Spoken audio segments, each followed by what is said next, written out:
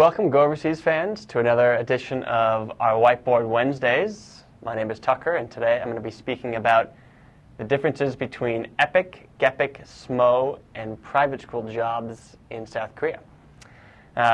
First off, we've got SMOE, which stands for the Seoul Metropolitan Office of Education. Seoul is right here on the map in northwestern Korea. Big, bustling metropolis of 12 million people. It is the heart and soul of South Korea, both commercially, culturally, historically. So it's where everybody wants to be, and because of that, it is by far the most competitive public school job in Korea. Essentially, you either have to have experience as a teacher, or you need some sort of certification, whether a degree or a certificate, the most popular of which is the TEFL, which stands for Teaching English as a Foreign Language. Okay, so that's SMOE, that's our first category here. The second is called GEPIK, which stands for Gyeonggi English Program in Korea. And Gyeonggi stands for Gyeonggi-do, which is the province which encircles Seoul. So it's kind of this piece of South Korea. Apologize for my terrible drawing.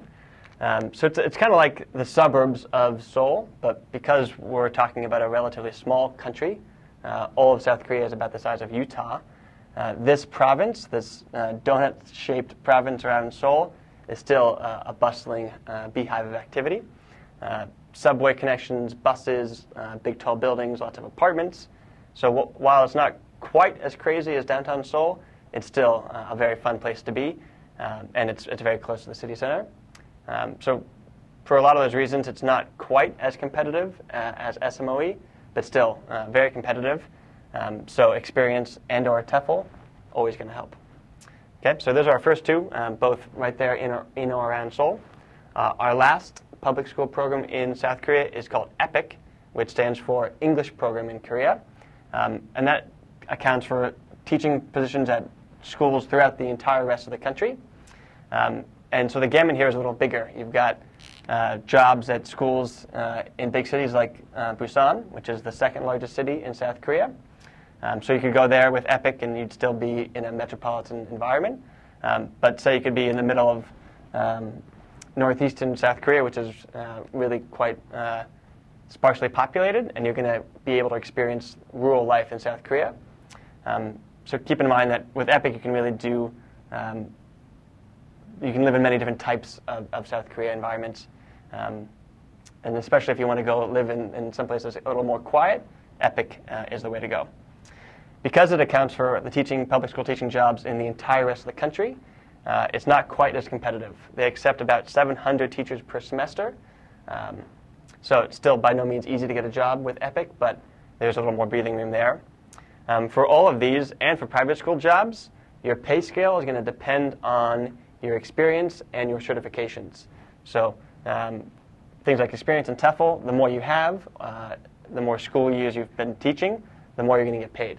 So almost always going to be worth getting a TEFL. You're going to get paid a little more. So those are the three public school programs in South Korea. The alternative is private schools. Private schools exist everywhere in the entire country, small towns like I discussed here, right in downtown Seoul. Thousands and thousands of jobs, kind of on a rolling basis, because private schools in South Korea operate year-round. So unlike these, there's no semester or spring and fall. It's just 52 weeks a year, private schools operating in South Korea. Okay, so these three programs, the three public school programs, are really quite similar. The big difference, the big split, is between public and private. So I'm now going to speak a little bit about what those differences are, hopefully to help you inform your decision. So the first difference I've listed here is number of students. Public schools in Korea usually pretty full, especially at the classroom level. So your typical classroom might be as many as 30 students, where in a private school you might have it as few as 5 or 6. 12 is about an average. So a big difference in terms of the students. Keep in mind it's a little different because of your co-teacher. And the co-teacher operates very differently if you're in a public school or in a private school. In the public school, the co-teacher is going to be there in the classroom with you, so that 30 students doesn't sound as scary anymore because you've got somebody else to help you. In private schools, your co-teacher is going to teach the students separately from you. So, for example, maybe you'll teach your students for 60 minutes. You'll be focusing on pronunciation and reading comprehension. And then they have a short break, and then your co-teacher will come in, teach the same students, but they'll focus on something different. So maybe spelling or grammar, something that they need the help of a Korean native speaker to understand. So that's a huge difference. You can always get help from your co-teacher, but in private schools, they're not going to be in the classroom with you.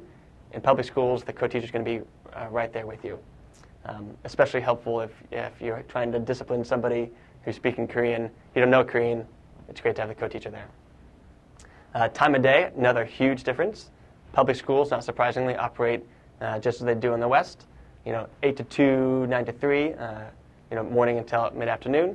Private schools operate after public schools. So the typical student would come home, get a snack, and go to private schools. So as a teacher, you're going to be working from, say, 2:30 to 9:30, or maybe 3 to 10 or 3 to 11.